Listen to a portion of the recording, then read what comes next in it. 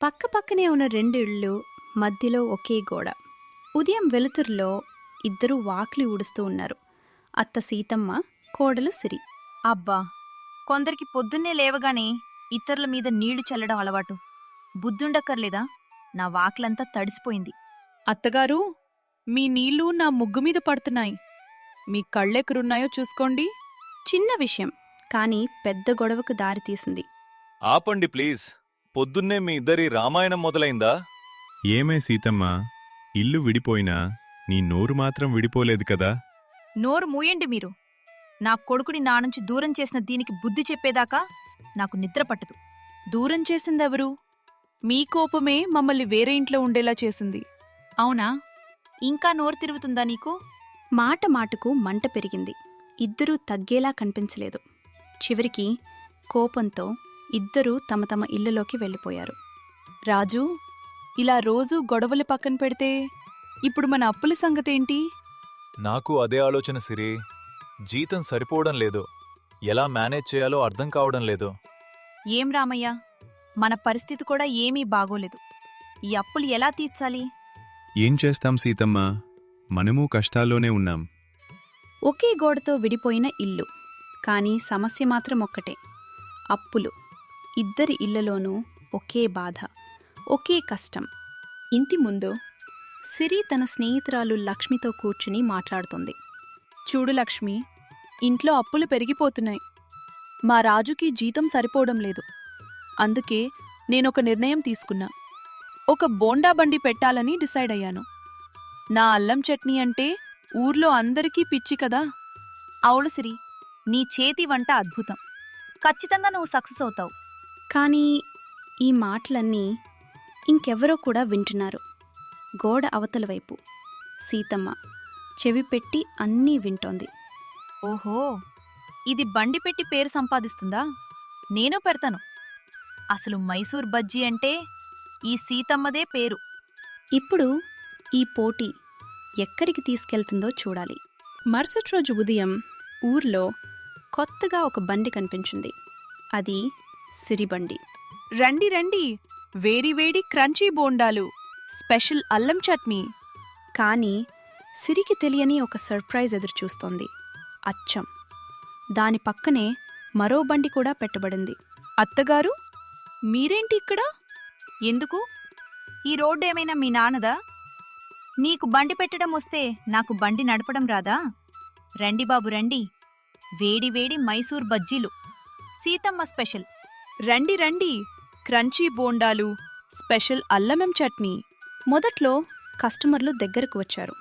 నా దగ్గరికి రండి బాబు. దాని దగ్గర తింటే కడుపు నొప్పొస్తుంది.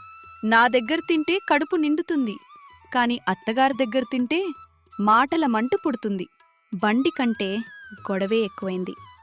వీళ్ళిద్దరు తిట్టుకోవడం చూసి కస్టమర్లు ఒక్కొక్కరుగా వెనక్కి తిరిగిపోయారు. సాయంత్రమయ్యేసరికి ఇద్దరి బండ్ల దగ్గర కూడా ఒక్క కస్టమర్ కూడా లేరు. బోనీ కూడా కాలేదు. సీతమ్మ మనసులో ఇంకో ఆలోచన మొదలైంది.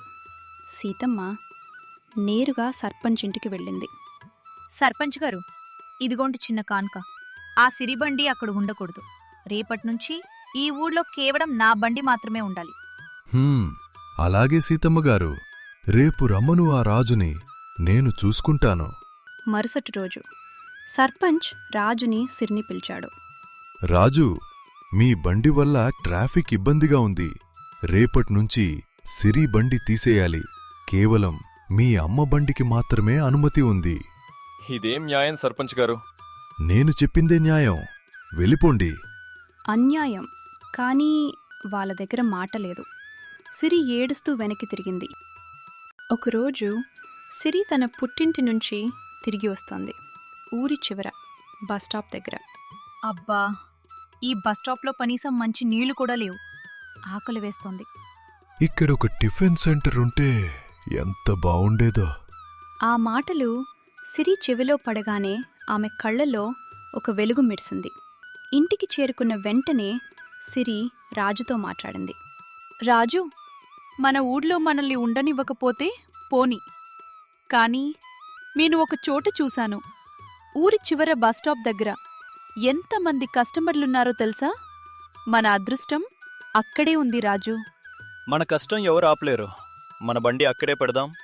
ఒక తలుపు మూసుకుపోతే మరో తలుపు తెరుచుకుంటుంది అంటారు. సిరి జీవితంలో ఆ తలుపు ఇప్పుడు కనిపించింది. రోజులు గడిచాయి. సిరి, రాజు బస్టాప్ దగ్గర చిన్న బండితో మొదలుపెట్టారు. మొదట్లో కొద్దిమంది మాత్రమే వచ్చారు. కానీ రుచి చూసిన వాళ్ళు మళ్ళీ మళ్ళీ వచ్చారు. రోజు రోజుకి కస్టమర్లు పెరిగారు. బండి ముందు చిన్న క్యూ కనిపించడం మొదలైంది. కొన్ని నెలల తర్వాత అక్కడే ఒక పెద్ద టిఫిన్ సెంటర్ ఏర్పడింది. సిరి, మన హోటల్ ఇప్పుడు ఫేమస్ అయిపోయింది. ఊరు నుంచి కూడా జనం ఇక్కడికే వస్తున్నారు. అవును రాజు, కష్టపడితే ఫలితం ఇలాగే ఉంటుంది. మరోవైపు ఊర్లో సీతమ్మ బండి దగ్గర ఒక్క కస్టమర్ కూడా లేరు.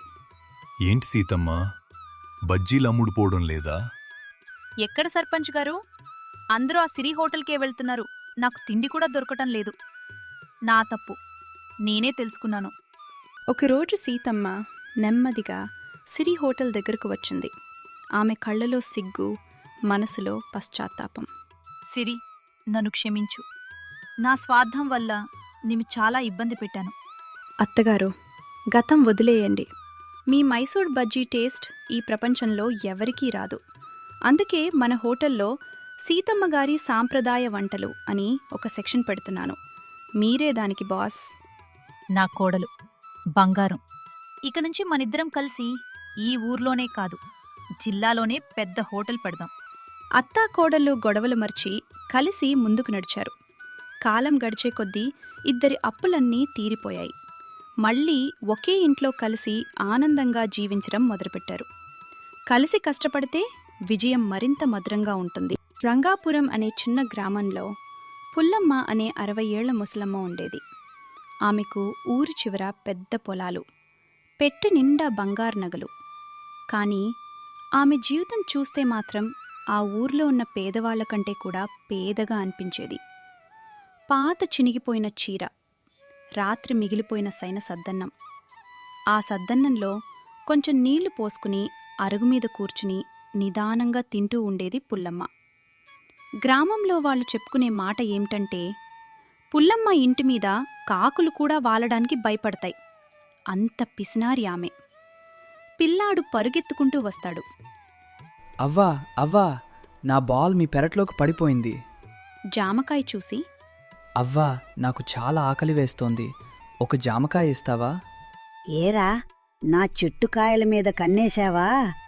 ఇవి సంతలో అమ్మితే నాకు పైసలు వస్తాయి. పో పో, ఇక్కడ్నించి వెంటనే వెళ్ళు. పిల్లాడు భయపడి బాల్ తీసుకుని వెళ్ళిపోతాడు. వంకాయలు వంకాయలు, తాజా వంకాయలమ్మా. ఏరా సోములు, ఇంత ఆలస్యంగా వచ్చావేంటి? కిలో ఎంత చెప్పు? కిలో 20 రూపాయలే అత్త, తాజాగా పొలం నుంచి తెచ్చాను. ఏమంటావ్? 20 రూపాయలా? నీకు పిచ్చి పట్టిందా ఏమిట్రా? 10 రూపాయలకిస్తే ఇవ్వు, లేకపోతే నీ బండి తీసుకొని వెళ్ళిపో. అత్త, నీతో బేరం అంటే తలనొప్పే. సరే సరే, పావు కిలో తీసుకో. ఆమె జేబులో నుంచి చిల్లర తీసి ఒక్కో రూపాయిని జాగ్రత్తగా లెక్కబెట్టి సోముల చేతిలో పెడుతుంది. ఇదంతా పక్కనే నిలబడి రాజు, సిరి చూస్తుంటారు. ఏమండి చూసారా, ఆవిడ దగ్గర లక్షలున్నాయంటారు. కాని పావు కిలో వంకాయల కోసం సోముల్ని ఎంత ఏడిపించిందో చూడండి. డబ్బు మనిషికి అవసరమే సిరి, కాని అదే మనిషి లోకమైపోతే జీవితం ఆనందం ఉండదు. పుల్లమ్మగారికి ఆ డబ్బుతో జీవితం ఎలా ఆస్వాదించాలో తెలియదు. మనమే ఏదైనా మంచిగా చెప్పినా కూడా ఆమె ఆస్తి కోసం వచ్చామని మనల్ని అనుమానిస్తుందేమో. ఒక వారం తర్వాత రంగాపురం గ్రామానికి కొత్త బట్టలు వేసుకుని చేతిలో మిఠాయి పొట్లంతో ఒక యువకుడు వచ్చాడు. అతని పేరు విక్కీ. అత్తయ్య, బాగున్నావా? నేను విక్కీని, నీ దూరపు చుట్టం సీతారామయ్య కొడుకుని. అయ్యో, సీతారామయ్య కొడుకువా? అతను ఎలా ఉన్నాడు? ఇంత దూరం నుంచి ఇప్పుడేంటి ఇలా వచ్చావు? అందరూ బాగానే ఉన్నారు అత్తయ్య. నేను పట్నంలో పనిచేస్తుంటాను. మా నాన్న నిన్ను గుర్తు చేసుకుని, పుల్లమ్మ అత్తయ్యను చూసిరా, ఆమెను జాగ్రత్తగా చూసుకో అని పంపించారు. ఇదిగో, నీకోసం పట్నం నుంచి నేతి మిఠాయి కూడా తెచ్చాను. విక్కీ చేతిలో ఉన్న మిఠాయి పొట్లాన్ని చూసి పుల్లమ్మ కళ్ళలో ఒక్కసారిగా ఆశ మెరిసింది. హ్మ్, వీడు వస్తూనే ఇంత ఖరీదైన మిఠాయి తెచ్చాడు అంటే బహుశా వీడి దగ్గర బాగా డబ్బు ఉండి ఉంటుంది. అత్తయ్య, నువ్వు ఒంటరిగా ఇన్ని పనులు ఎలా చేస్తావు? పొలాలు చూడటం, ఇంటి పనులు చేయటం, ఇంకా ఏమైనా పని ఉంటే నేను ఉన్నంతవరకు నేనే చూసుకుంటాను. అయ్యో బాబూ, నిజంగా నాకు చాలా కష్టమవుతోంది. నువ్వు కొద్ది రోజులు ఇక్కడే ఉండిపో. ఇంటి పనులు కూడా చూస్తావు, నాకు తోడుగా ఉంటావు. సరే అత్తయ్య, కొద్ది రోజులు ఇక్కడే ఉంటాను. అలా విక్కీ పుల్లమ్మ ఇంట్లో ఉండడం మొదలుపెట్టాడు. అతను ఇంటి పనులు చేస్తూ పొలాలు కూడా చూసుకుంటూ పుల్లమ్మ నమ్మకాన్ని సంపాదించాడు. ఆ రాత్రి రంగాపురం గ్రామం మొత్తం నిశ్శబ్దంగా నిద్రలో మునిగిపోయింది. పుల్లమ్మ కూడా తన గదిలో లోతుగా నిద్రపోతూ ఉంటుంది. కొంచెం సమయం తర్వాత విక్కీ మాత్రం మెల్లగా కళ్ళు తెరిచాడు. చుట్టూ ఎవరూ లేరని చూసుకుని నిశ్శబ్దంగా బయటికి నడిచాడు. ఇంటి బయట చీకట్లో ఒక వ్యక్తి ఎదురుచూస్తూ ఉంటాడు. శబ్దం చేయకు, ముసల్ది బాగా నిద్రపోయింది. ఇప్పుడు లోపలికి వెళ్ళి ఆ బంగారం ఉన్న సంచి కనిపెడదాం. సరే, త్వరగా చూసేద్దాం. ఎవరైనా లేస్తే కష్టమవుతుంది. ఇద్దరూ మెల్లగా ఇంట్లోకి వెళ్ళి విక్కీ టార్చ్ లైట్ వేసి పుల్లమ్మ గదిలో లోపల వెతకడం మొదలుపెట్టాడు. బట్టలు, పాత పాత్రలు, చిన్న సంచులు, కానీ వాళ్లు వెతుకుతున్న బంగారం సంచి మాత్రం కనిపించలేదు. అరే, ఎక్కడ పెట్టిందిరా ముసల్ది? ఇక్కడే ఉండాలి కదా.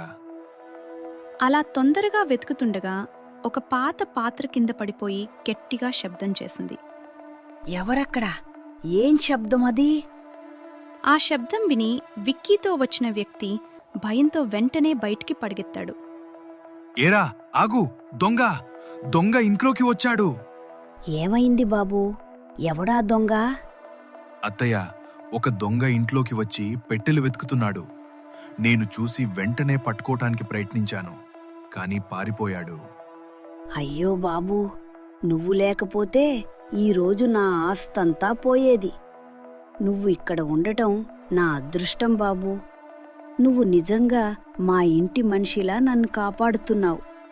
పుల్లమ్మకి తెలీదు ఆ దొంగని తరిమినట్టు నడుస్తున్న విక్కీనే ఆ దొంగల్లో ముఖ్యుడు అని. మరుసటి రోజు ఉదయం పుల్లమ్మ ఇంటి అరుగు మీద కూర్చుని నిన్న రాత్రి జరిగిన విషయం గురించి ఆలోచిస్తూ ఉంటుంది.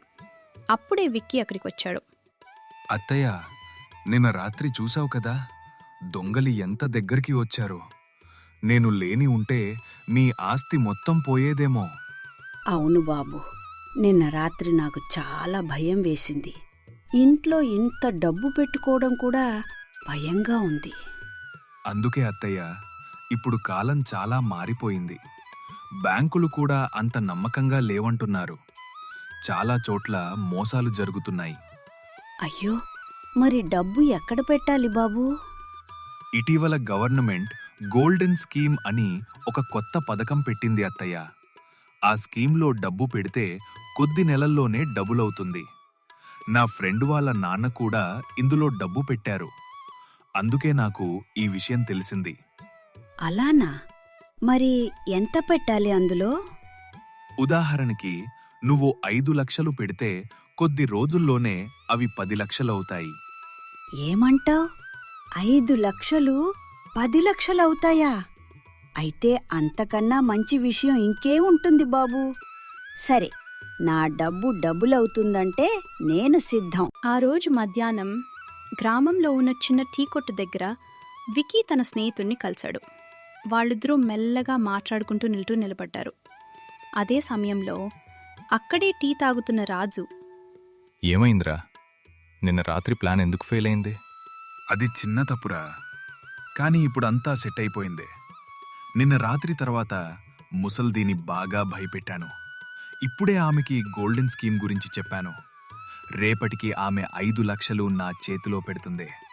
అంటే పనైపోయినట్టే కదా? అవునురా, రేపే పనైపోతుంది. వాళ్ళ మాటలు విన్న రాజు ఒక్కసారిగా షాక్ అయ్యాడు. అయ్యో, అంటే నిన్న రాత్రి వచ్చిన దొంగ విక్కీ వాళ్లేనా? ఈ ముసలావిడ్ని మోసం చేయాలని ప్లాన్ చేస్తున్నారు. రాజు వెంటనే పుల్లమ్మ ఇంటికి వెళ్ళాడు. పుల్లమ్మగారు, నిన్న రాత్రి మీ ఇంట్లో దొంగలు పడ్డారని విన్నాను. ఏమైనా పోయిందా?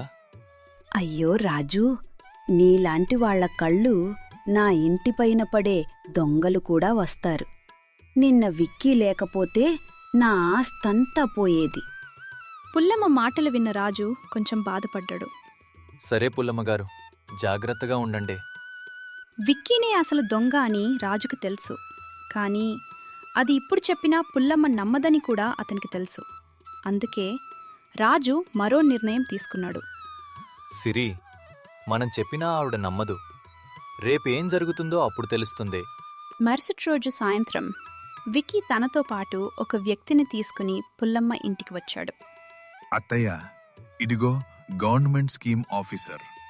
నీ డబ్బు స్కీమ్లో పెట్టడానికి పేపర్లు తీసుకొచ్చారు. అమ్మా, ఈ పేపర్ మీద సంతకం పెడితే చాలు. మీ 5 లక్షలు గవర్నమెంట్ స్కీమ్లో పెట్టబడతాయి. కొన్ని నెలల్లోనే అవి 10 లక్షలవుతాయి. పుల్లమ్మ లోపలికి వెళ్ళి తన జీవితకాలం దాచుకున్న డబ్బు కట్లను తీసుకుని వచ్చింది.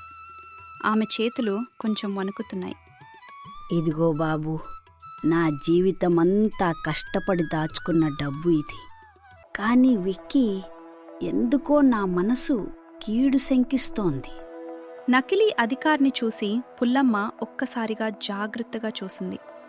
అయ్యో, వీడిని నేను ఎక్కడో చూసినట్టుంది. ఇదే మనిషి ఆ రోజు రాత్రి మా ఇంట్లోకి వచ్చిన దొంగలా కనిపిస్తున్నాడు. అది విన్న వెంటనే విక్కీ ఒక్కసారిగా తన అసలు రంగు చూపించాడు. మర్యాదగా సంతకం పెడతావా, లేకపోతే నీ ప్రాణం తీసేయమంటావా?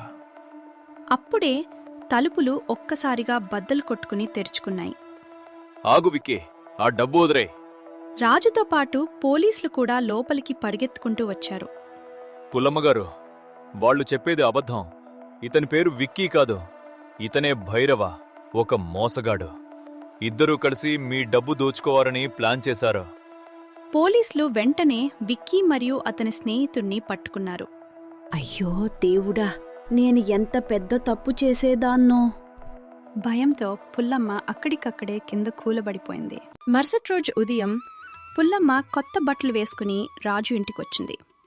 రాజు, సిరి, పరాయివాణ్ణి నమ్మి మిమ్మల్ని అనుమానించాను. నా తప్పు నాకు ఇప్పుడు అర్థమైంది. ఈ డబ్బు నా ప్రాణం తీయబోయింది.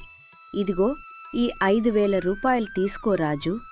నీ కూతురు పెళ్లికి నా చిన్న కానుకగా పెట్టుకో. అయ్యో పుల్లమ్మగారు, ఇదెందుకు? ఇప్పుడైనా డబ్బు విలువ కంటే మనుషుల విలువ ఎక్కువ అని తెలిసింది బాబూ. అంతేకాదు, ఆ రోజు పుల్లమ్మ ఊరి పిల్లలందర్నీ తన ఇంటికి పిలిచింది. రండి బంగారంలారా, మీ అందరికీ మిఠాయిలు తెచ్చాను.